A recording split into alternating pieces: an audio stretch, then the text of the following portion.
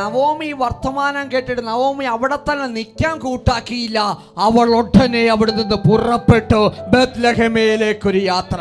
Naomi heard the good news and then she wasn't ready to stay back there anymore, but she suddenly started a journey. എത്ര പേര് തയ്യാറുണ്ട് ആ ദൈവസ്ഥാനത്തിലേക്ക് നടക്കാൻ തയ്യാറാണ്? How many of us are ready to walk into the presence of the Lord? Yes, Lord. നിങ്ങളുടെ അവസ്ഥയൊക്കെ ഒന്ന് വിട്ടിട്ടൊന്ന് കല്ലിൽ ദൈവ സന്നിധിയെ കാമിഷിച്ചൊന്ന് കാൽ വെക്കാൻ നിങ്ങൾ തയ്യാറാണ് എങ്കിൽ, Amen. How many of us are ready to leave all our circumstances aside and then walk into the presence of the Lord? നിന്റെ ആ കാൽവെപ്പ് കല്ലിലെ ചെങ്കടലിനുള്ളിലേക്കാണ് എങ്കിലും ദൈവ പൈതലെ ഞാൻ വിളിച്ചു പറയട്ടെ, ചെങ്കടൽ നിനക്ക് വേണ്ടി രണ്ടായി വഴിതിരിയുമത്രേ. Hallelujah.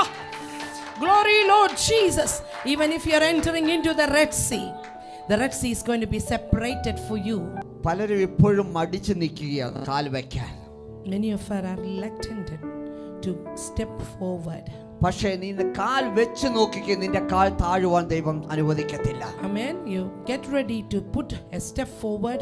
God will never let you to drown into the water. നീ ഒരു സ്റ്റെപ്പ് ഒന്ന് വെക്കാൻ തയ്യാറാണെങ്കിൽ നിനക്ക് വേണ്ടി രണ്ട് സ്റ്റെപ്പ് മുന്നോട്ട് വെക്കാൻ ദൈവം Glory Lord തയ്യാറാണ്. Jesus. If you are ready to put one step forward, God is ready to put two steps for you.